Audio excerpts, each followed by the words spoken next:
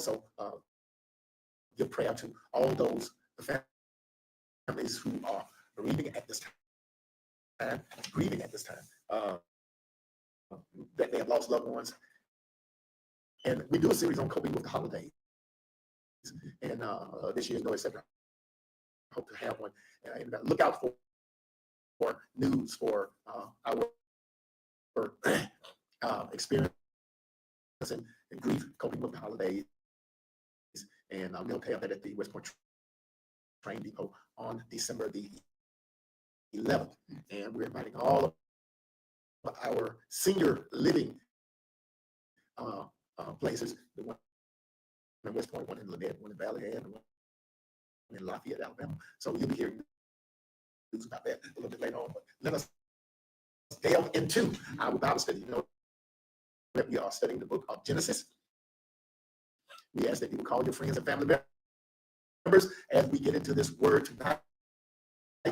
Tonight we want to concentrate on some things that develop in Genesis, and which that is family. And we got some peculiar family in Genesis. We're going to go over that. You got peculiar folks in your family too. You got jealousy in your family.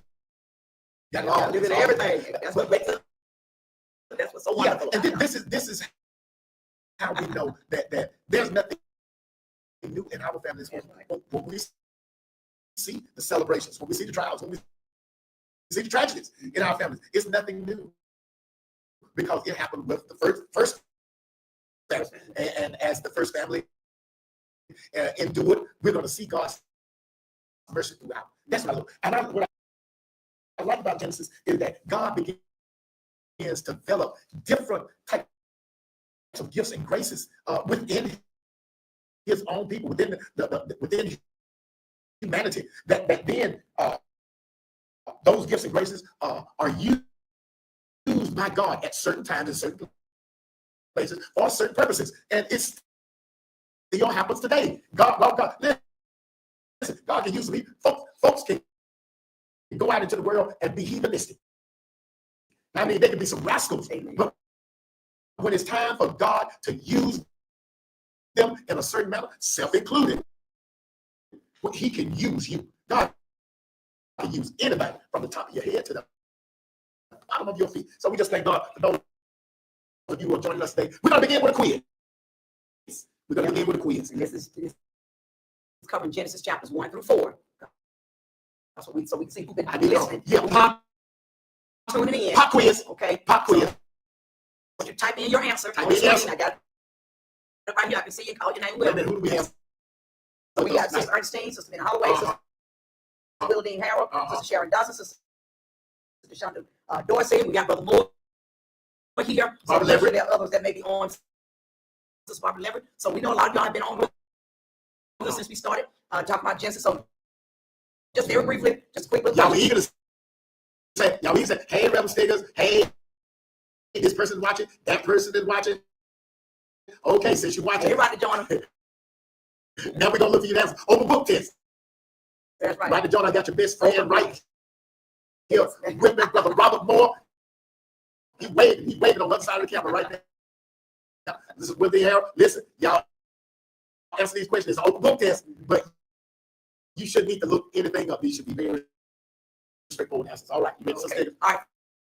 First question: who suffered consequences for eating the forbidden fruit, and what were the consequences? Who suffered consequences for eating the forbidden fruit, and what was the consequences? So I want you to type it in, and I'm gonna read it out. I'm gonna give you about 5 seconds. Then I'm gonna call it out. Who suffered consequences for eating the forbidden fruit, and then what was the consequence? All right. Look at Jeopardy.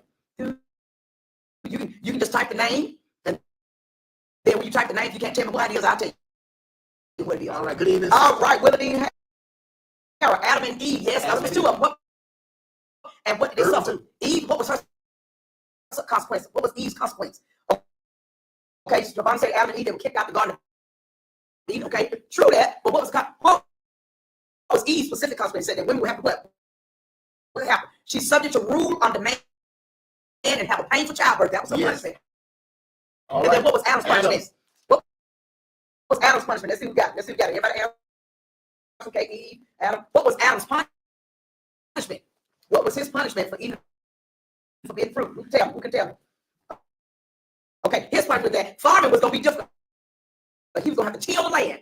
All right, farming becomes difficult, and man is sentenced to a painful death. I want to talk to him when I get there. That's right. That's right. He's birth and pain, and Adam have to till the earth. Man have to till the earth. Man, don't work, don't eat.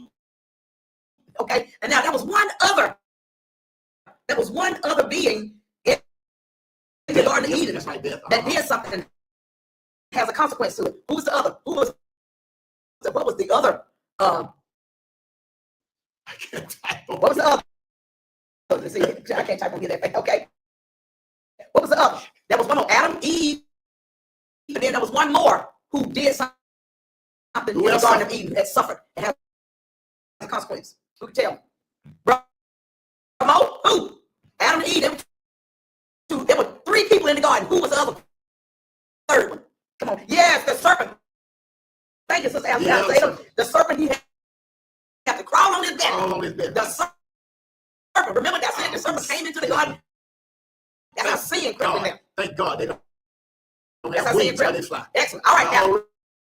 I already don't like snakes. So, literally, you just answered that. So, in Genesis 3, what is the devil disguised as? What's the devil disguised as? You just answered. The devil disguised as what? Yes, as a serpent. As a serpent, okay? Now, what was the first thing God created?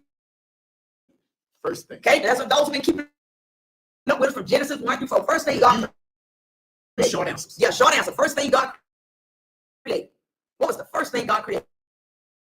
Y'all type fast like this when y'all start texting. Text it. First Okay, thing. somebody said land.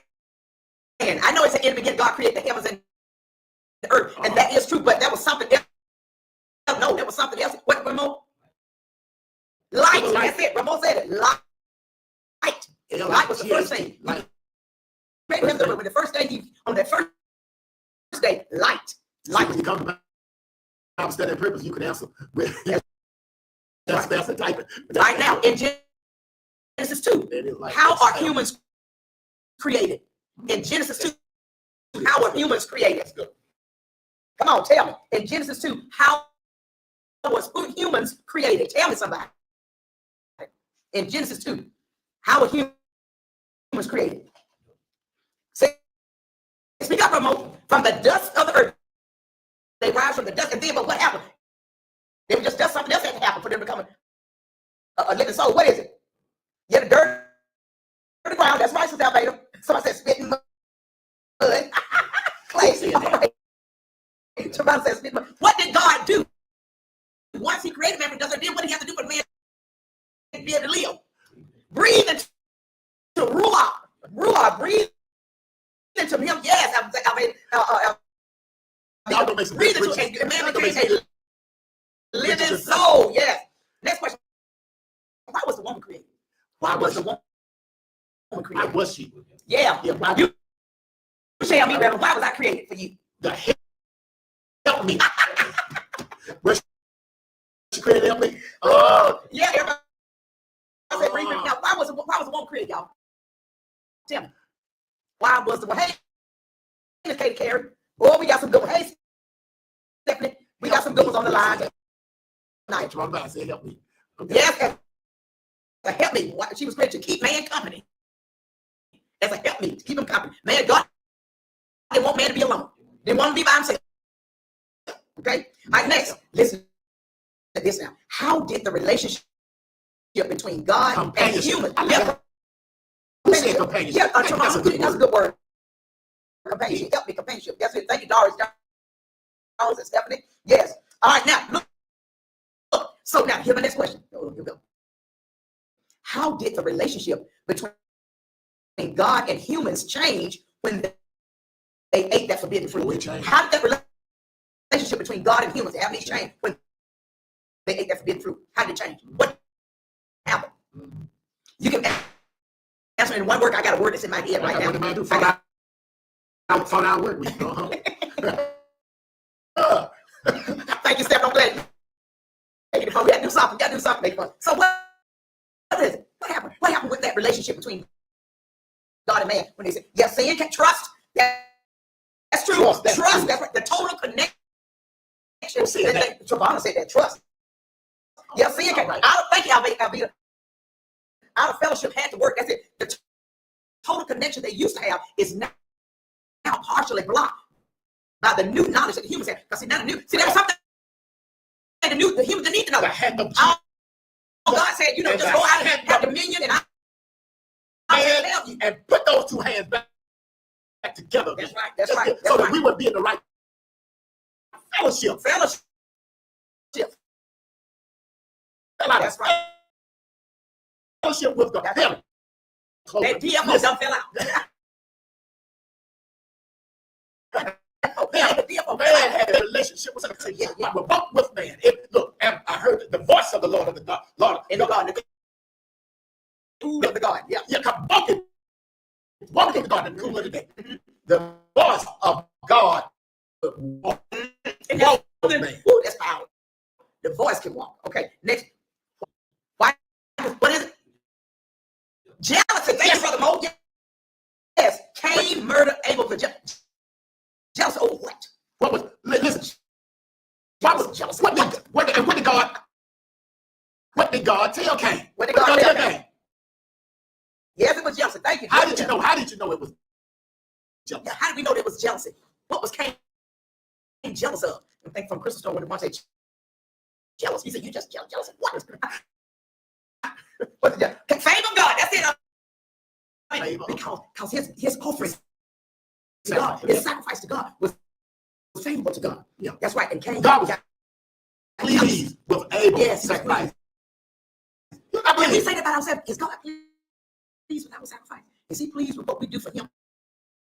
What if God is unhappy with our praise? What if He is not pleased with the words we say? Greed takes away. That's right, greed. A lot of that has to do. All right, here we go. Next week, I've got to get to the word. Got to get to the real word. What is God's warning to Cain about evil? Oh, Jesus. What was God's warning to Cain about evil? It's something that He said. What did He say? What was His warning? How did He warn Cain about evil? What was God's warning to Cain about evil? Y'all are doing so good. Ooh, I just love it. I love it. Yes, indeed. I love it. I got a question up there. Okay. And this is what God said. He said, and if you do not do well, sin is lurking at the door. Yes. Its power is for you. That's what sin wants. Sin wants you. But you must master it. That's right. The time to go out the door is right there. That's right. Right there at the door. Mm-hmm. I got a question. How did God find out that Cain had murdered Abel? How did God find out? How did God find out? How did God find out? Mm-hmm. What, Ramo? Wait. I want to hear somebody. Okay. Let's see. Get these folks chatting tight. Okay. Mo know he can speak faster than they can type. Ask that question again, Ramo. How did God know? How did God know? The ground cried out. Thank you. Not the ground. Not the ground. Not the ground. What in the ground? Yeah. What was in the ground? What did He say? He asked where was He? He asked. Yeah. He asked where was it? He asked what man was. He asked where it was. He ran away. The blood. Yes, God showed his blood cried out to him. Three things. He asked, where's the brother Cain? I don't know. I know it's not. He lied. What was that verse? He lied. Not my blood brother. One of my favorite parts on Drumline is when what name? Lying. And he comes in. He said, hey, do it me. You wanted me. He's doing me. What got me here? And Brandon said, lying got you here. Yeah. And so he lied. And when he lied, then he said, am I my brother's keeper? Got smart. Oh, that's what he did. Yeah, he got smart. And what is the answer? The answer is yes. I am my brother's keeper. I am my sister's keeper. And then he said, what have you done? Your brother's blood cries out to me from the ground. Abel did not have a word to say in Genesis. It records no saying that Abel had, except his blood. Your blood can talk, but nothing else can speak to you. Yeah. And folks' blood have had to cry out to receive justice. So, here's another quick question. I remember got to get you coming to chapter 5. And they go to say, whose kids became Abel? Who became Abel dad? They had mom and dad. I know that. Who kids became Abel? Who's kid? What kind of parents are y'all? Okay, Willie Harris said, New Jack City had a quote, am I my brother's keeper? You know where they got it from? Yep. New Jack City got it from the Lord. He got it from the Bible, got it from Genesis. Adam and Eve. That's why Adam and Eve. Adam and Eve children. They had one more child. Yeah, they had one more child. Adam and Eve had one more child. What is his name? And what was the other child's name that Adam and Eve had? See if anybody was listening on last Tuesday, who was at each side. Who was the other child of Adam and Eve? Yes, Sharon Johnson, Seth was the other. And we talked about the lineage coming down from Seth, all of the ones he begat. We went down to who's the oldest man we said that was on earth? Who's the oldest man we said on earth? Who's the oldest man? We knew who that was. Before we knew who we was the oldest man on earth. Oldest man on earth. Oldest man ever lived. Ever lived. Oldest person that ever lived. Oldest person that ever lived. Who was it? Who was it? A descendant from Seth. You might have to turn on your microphone and say it. Yes. Well, I'll be there. You already know. Methuselah, yes. Yeah. Granny is helping them. Thank you, Giovanni. Methuselah. I know. I can read what you wrote. Methuselah. Yeah. No, but how old was he? How old was he? How old was he? I cannot remember how old Methuselah was. Do you remember? When you listened last week? We knew that name before we said it. We sure should tell each other. As kids, you old as Methuselah. That's right. That's how right. old was Methuselah? Somebody said 140. No. You gotta come on up. Well, come on up. She mispressed. Cheryl said, can't see. No, 979. No.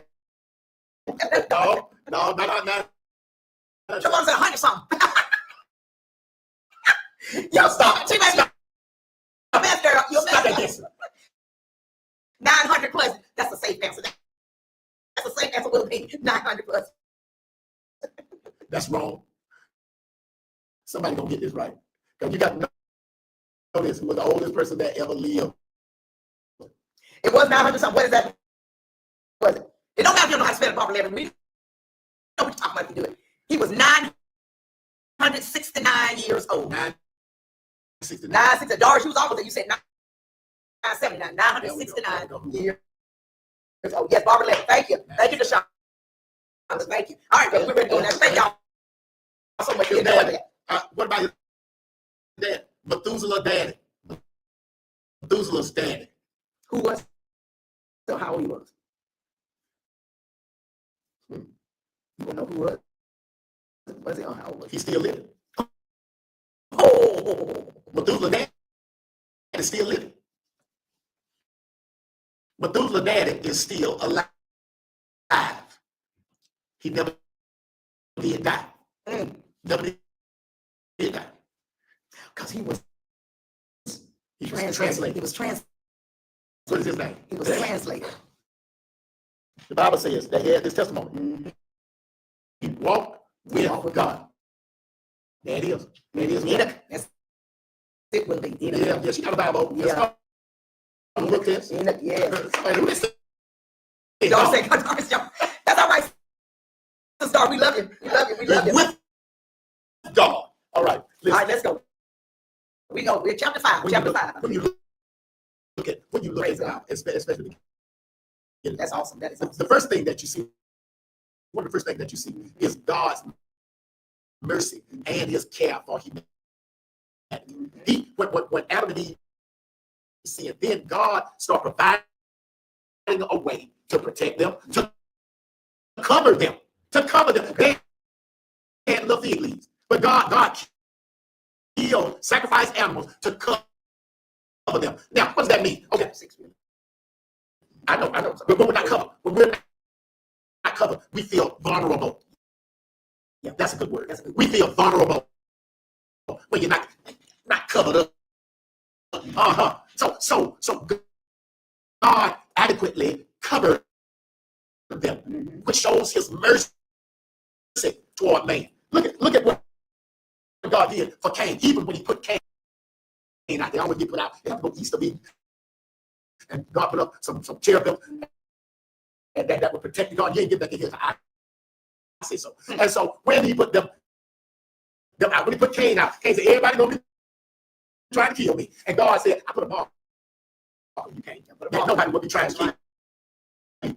That did not keep some of Cain's relatives, his great-granddaddy, from slavery. The Bible says that he killed a young man and then killed an old man. And then he went back and mentioned Cain killed. And he's trying to avenge Cain. How you going to try to avenge Cain when God already protected Cain? All right, now, and then it talks about the lineage of Cain and all. There's some terrible folks in Cain's family. And then God brings out, then the writer brings out. He has to make this thing right. He brings out the descendants of Seth, the third child. Remember, Abel is dead. Cain been put out. Has Cain's lineage all of a sudden go over to Seth's lineage, and that's where we get all these old gentlemen. And it always ends that this person has sons and daughters. And how they died? I believe it was Seth. Who was it first? Lived 930 years. Seth lived 930 years. After that, Enos, 912, we have Canaan, 905, we have Heliel, 910. Woo! We have Jared, 895. We have who else? Okay, 365. Not 830. 830. Jared, 830. 800. Heliel. Okay. 895. All these people living long. That's right. It says that each one of them had sons and daughters. When they got to be about my age, 65. That ain't gonna happen no more. 65, 85, 95-year-old folks having children. It doesn't happen like that anymore. And think about it. Think about when hormones start kicking in now. I guess they were kicking in at a late age back then. They started kicking in at 9, 12 now. Well, God had a purpose and a plan. He knew that man was going to have to replenish the earth. And they lived a long time. And they lived a long time to do so. That's good. So God had a plan. Had a purpose. And so, okay, from now, Lamech was both in Cain's family, but now the writer cleans up this person's name because it's in also Seth's family, and we see that from Methuselah come Lamech, and from Lamech comes Noah. Noah came from him. Here we go. All right, and Noah was 500 years old when he had Shem, Ham, and Japheth. And so here's the story of Noah. The world had become increasingly wicked, just wicked. And so God wants to clean the world up. And in chapter number 6, here's the story of Noah. I'll start reading down. So stay. Genesis chapter 6, beginning with verse 1. And it came to pass when men began to multiply on the face of the earth, and daughters were born unto them, Okay. that the sons of God saw the daughters of men, that they were fair, and they took them wives of all which they chose. And the Lord said, my spirit shall not always strive with man, for that he also is flesh. Yet his days shall be 120 years. There were giants in the earth. Cut it short. You cut it short. And also after that, when the sons of God came in unto the daughters of men, and they bare children to them, the same became mighty men, which were of old, men of renown. Okay, that's not necessarily giants, but they are renowned. I want you to skip down to number 9. Chapter number 9. These are the generations of Noah. Noah was a just man and perfect in his generations. And Noah walked with God. All right. And Noah begat 3 sons, Shem, Ham, and Japheth. Okay, I'm going to go back up to verse number 7. And it says, verse number 6, and it repented the Lord that he had made man on the earth, and it grieved him in his heart. Now some people say, wait a minute. Well, why God made man? Did God make a mistake and make it happen? This does not mean God regretted creating humanity. He was admitting he was not admitting he made a mistake. No, God does not change his mind. He was expressing his sorrow. He was expressing his sorrow for what the people had done to themselves, as a parent might express sorrow over a rebellious child. God expressing sorrow. Why did y'all do this when they had the choice to do good instead of evil? Why would you choose evil? Why would you not choose to trust God and choose not to trust God? That happened with Adam. Adam chose not to trust God and do something that God had forbade him to do. And it happens continually when God allows man to use his free will. And God still allows man to use his free will to get back to God. We're still in trusting mode. Are you going to trust it? Are you going to trust yourself? Oh, I can do this myself. Ain't that just like a little child? That is just like a little child. I used to do this my own self. I won't do this my own self. I'm trying. Let me help you. I won't do it my own self. Come here, shoe on the wrong foot, his clothes on. Got a butt, the butt done missed the butt. And it's on, shirt on, backward shoes on the wrong feet. Just pants, so let me tight. Let me just tight you up. So, but you'd have to learn. That's right. You'd have to learn from that mistake. I know we used to make this awful sound when the children started to stone. Just this is a sound that they only get when they know they're doing something wrong. And eventually, you have to let them touch a hot stove. You found out they caused it. You found out it was hot, didn't you? And so they remember that word. They connect that word with, it's hot right here. I believe we need to say that when they get that 16. Amen. Yeah, they start going the wrong direction, wrong place, wrong time, wrong girl, wrong. Yeah. So anyway, here we are, and God is grieved at his heart. 6 and 7. And the Lord said, I will destroy man whom I have created from the face of the earth, both man and beast, and the creeping thing, and the fowl of the air. For it repenteth me that I have made them. But Noah found what? Grace in the eyes of the Lord. What is grace? What is grace? Y'all answer that in your own words. What is grace?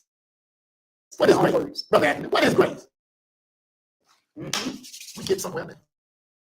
Sister Shonda, Sister Ernestine. We talk about grace in our prayer, when our little prayer calls and devotions a lot of times in the morning. Great. It's What grace. is grace? Oh, favor. Oh, thank you. Okay, favor. All right. Favor. Favor. Somebody gonna say it. Unmerited. Unmerited favor. You ain't paid You don't for deserve it. You nothing. didn't pay for it. You didn't work for nothing. That's right. But you got the favor of God. Mhm. If we got It's a what gift from we God. deserve, there it is right there. That's Blessings. deserved. Not deserved. All right. That's good. That's good. That lady right there must be getting teaching from Clifford Jones, Dr. Clifford Jones. I just got it in my spirit. Yes, I just you can't pay for this. You can't pay for grace. Yeah, you can't work off grace. There's no good deed that you can do.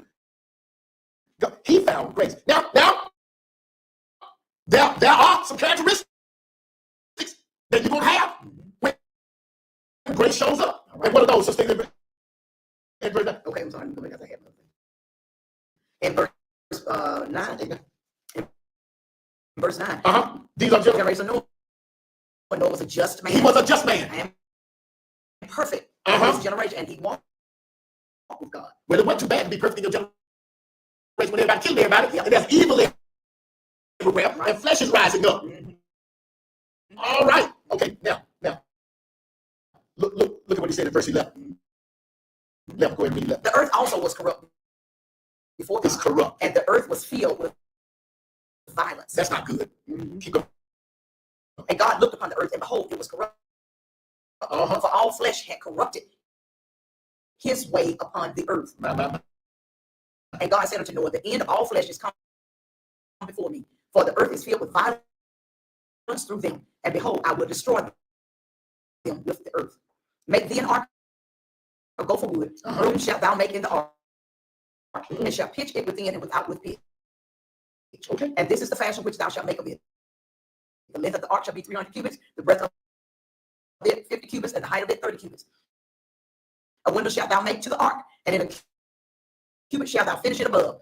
And the door of the ark shalt thou set in the side thereof, with lower, second, and third stories shalt thou make it. And behold, even I do bring a flood of waters upon the earth to destroy all flesh, wherein is the breath of life from under heaven, and everything that is in the earth shall die. But with thee will I establish my covenant. And thou shalt come into the ark, thou and thy sons, and thy wife, and thy sons' wives with thee. And of every living thing of all flesh, two of every sort, shalt thou bring into the ark to keep them alive with thee. They shall be male and female. Of fowls of their kind, and of cattle of their kind, of every creeping thing of the earth, after his kind, two of every sort shall come into thee to keep them alive. And take thou unto thee all food that is eaten, and thou shalt gather it to thee. It shall be for food for thee and for them. Thus did Noah, according to all that God commanded. Okay, now we gotta look at not only the mercy of God, but then this challenge us. There are some consequences to sin, and we have to look at the anger of God.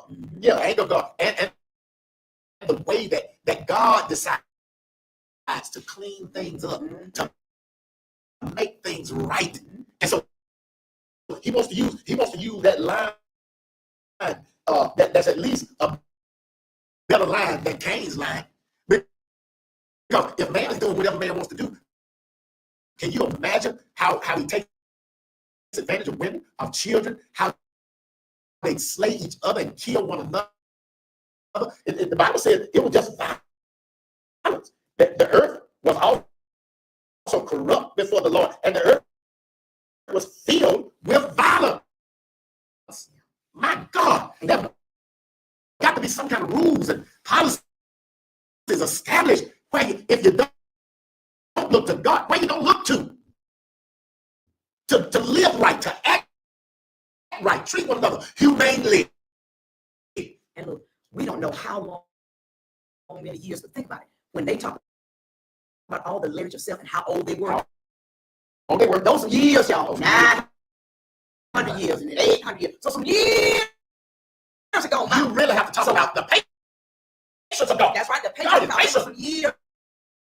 And think about now, even since Noah, that's when he destroyed earth, and then the earth replenished itself. And he said it won't be water but fire next time, but we still here. God is still allowing us the opportunity to get things right, to get in covenant, to get back in covenant with him. Second Chronicles 7:14, my people which are called by my name shall humble themselves and pray, seek my face, turn from the wicked way, then shall they get real, and then he will heal the land. So there was a lot of years that passed. Let me tell you something. You know what I'm thinking about? You know what I'm thinking about? I'm thinking about rites of passages. I sure am. That 12 years old, when people used to say, well, they can make up their own mind about the law. Now they're 12 years old. And folks used to be giving it to marriage, 12, 13, all of that. And you have, bro, listen, if you were the oldest sibling in a family, before you reach 12 and 13, you would take care of members of the family. So that's a rite of passage to become an adult, so you can start making good decisions. And then driving cars 16, then being able to listen to the military at 18, and then 21. Grown at 21.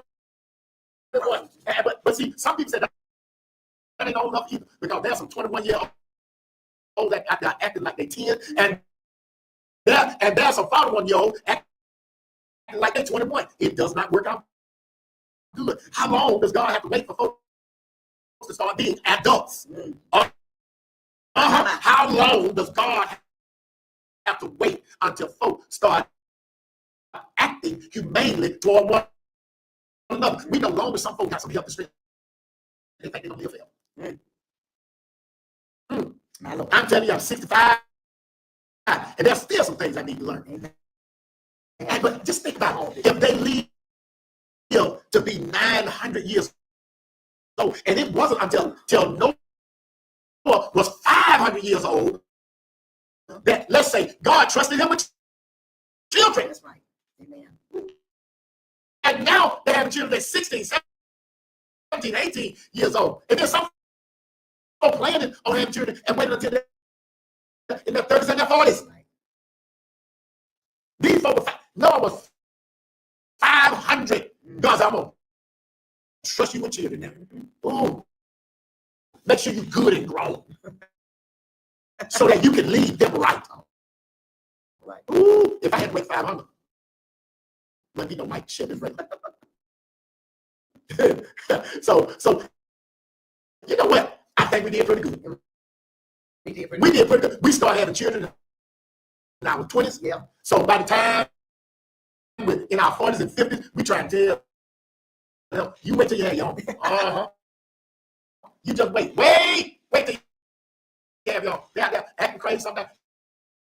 Acting juvenile. A child don't take care of that right there. I had to tell one of my preachers. I said, I ain't gonna have to worry about you no more. I ain't gonna worry about you no more. I said, that child is gonna grow you up just right, just perfect. Yeah. Somebody called me dad and mama. That was a whole new perspective on that thing. Yeah, you got some responsibilities now. Yeah, and you know, thank God. Every child that grows up and have a child can't always take the child over to the grandmama to be with. Now we got some truth. We got some grandparents out of this world. We got some grandparents that we all be thankful. How many times you had to talk to grandparents instead of parent when you teach school? No, she don't want to say it all the time. I say it for her because I heard it. I ain't seen mama, but grandma is faithful about bringing child up there. I know they are. So God is trying to humanely grow us up to have some patience, some grace, and some mercy. All the things that God has, and He is showing to us. He wants us to have those characteristics too. Some safety, brother. When you drive that van, when you were driving that van, He wanted you to think about the passengers that you had in the vehicle. You weren't trying to cut no wheel. You weren't trying to haul your tires and cut donuts down that all you. Well, all right, I got to move on. I got to move on. All right, and we get into 7 now. What did he do? And the Lord said unto Noah, come down and all thy house into the ark, for thee have I seen righteousness before me. I saw righteousness. He's telling Noah, I see righteousness in you. Right living after right learning. You don't learn right, now you're living right. He said, before me in this generation right here, of every clean beast shall thou take to thee by 7s, and male and female, and of beasts that are not clean by 2, the male and the female. Keep reading. Of fowls also of the air by 7s, the male and the female, to keep seed alive upon the face of all the earth. For yet 7 days, and I will cause it to rain upon the earth 40 days and 40 nights.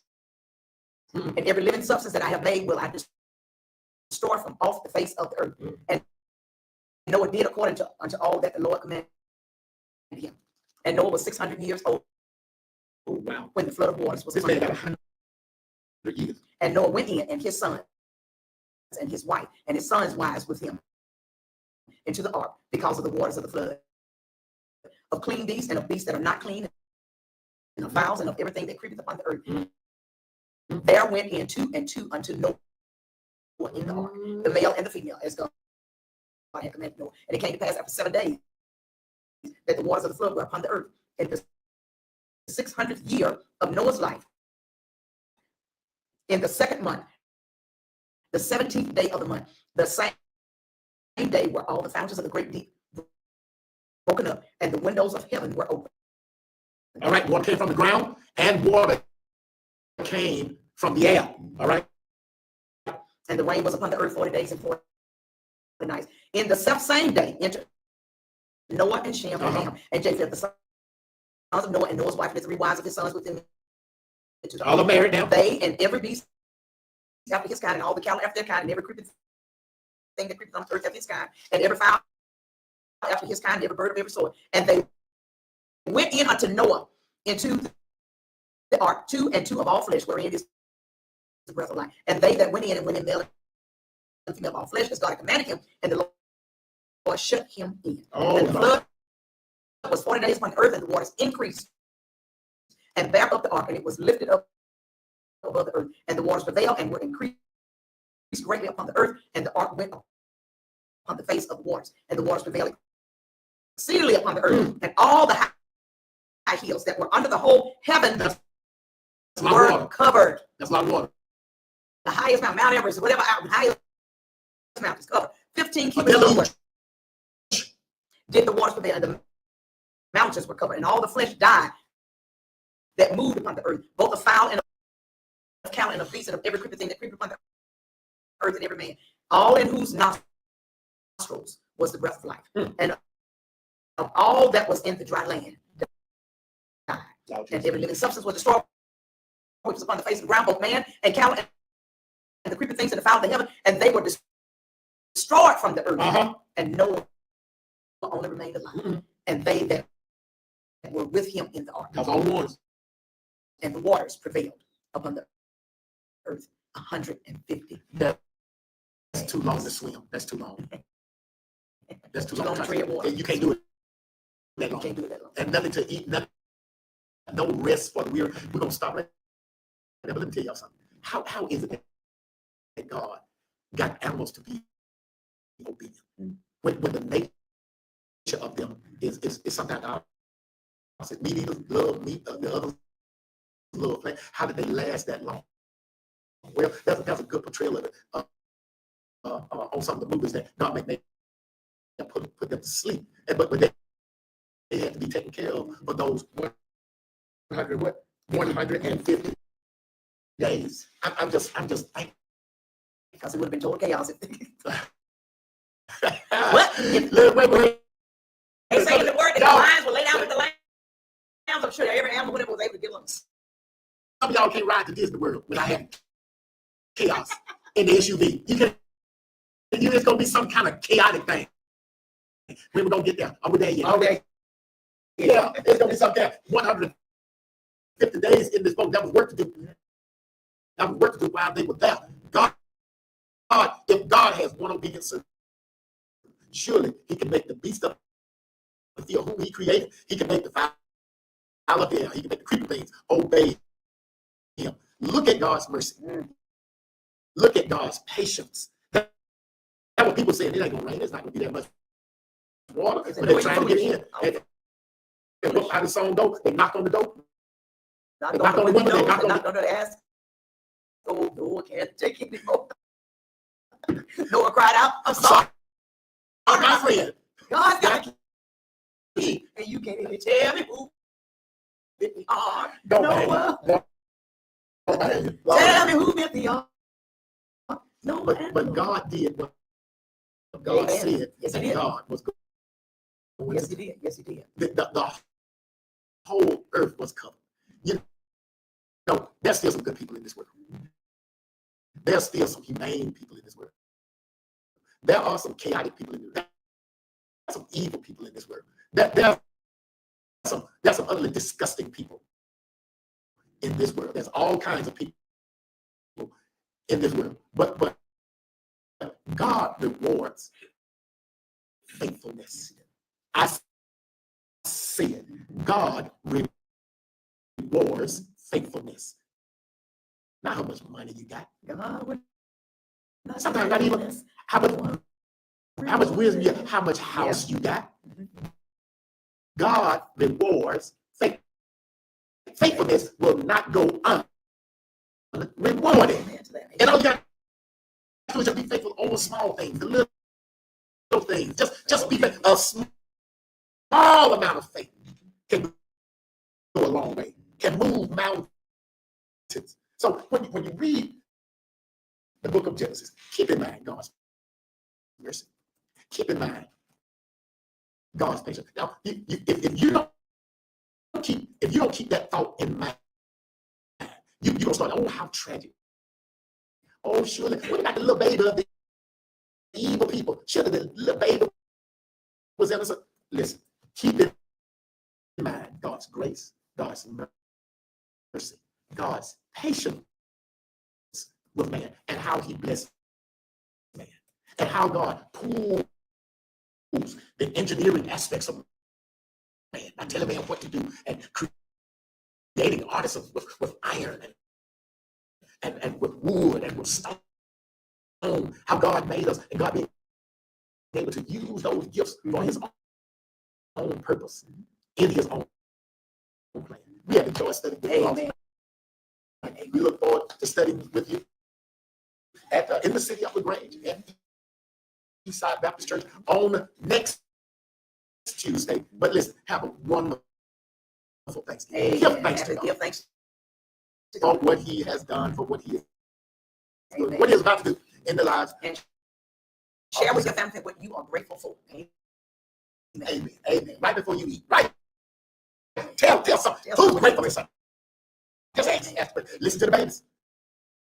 Amen. Listen to those babies. Because they'll say what they have to be grateful for. Thank you all for joining us. But Queen of Triumph,